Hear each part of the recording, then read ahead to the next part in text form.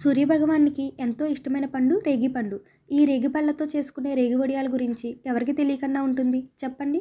అయితే ఈ రెసిపీ ఎలా చేసుకోవాలో చూసేద్దాం. ముందుగా రేగిపళ్ళని శుభ్రంగా కడిగి ప్రతి ఒక్క కాయలో కూడా పురుగులు ఉన్నాయో లేదో చెక్ చేసుకోవాలి. తర్వాత రోటిలో పచ్చిమిరపకాయలు, ఉప్పు, జీలకర్ర వేసుకుని దంచుకోవాలి. తర్వాత ఇందులో రేగిపళ్ళను వేసుకుని కొంచెం గుజ్జు వచ్చేలాగా దంచుకోవాలి. నేనిక్కడ ఈ విధంగా చిన్నగా ఉన్న రేగిపళ్ళను తీసుకోవటం వల్ల గుజ్జు ఎక్కువగా ఉండి టేస్ట్ చాలా బాగుంటుంది. ఇలా దంచుకున్న తర్వాత దీనిని రోటి పైనకి కానీ లేదా ఒక బౌల్లోకి కానీ తీసుకుని పక్కన పెట్టుకోండి. తర్వాత రోటిలో బెల్లం వేసుకుని బెల్లాన్ని బాగా దంచుకుని ఆ తర్వాత ఇందాక పక్కన పెట్టుకున్న రేగిపళ్ళ గుజ్జుని కూడా వేసుకుని మళ్ళీ దంచుకోండి. కారం రేగి వడియాల కంటే తీపి రేగి వడియాలే ఎక్కువ బాగుంటాయి. కాబట్టి మేము బెల్లం ఎక్కువ వేసుకుని రేగి వడియాలు పెట్టుకుంటాము. కారం రేగి వడియాలు ఇష్టపడేవారు బెల్లం తక్కువ వేసుకుని పచ్చిమిరపకాయలు ఎక్కువ వేసుకుని చేసుకోవాలి.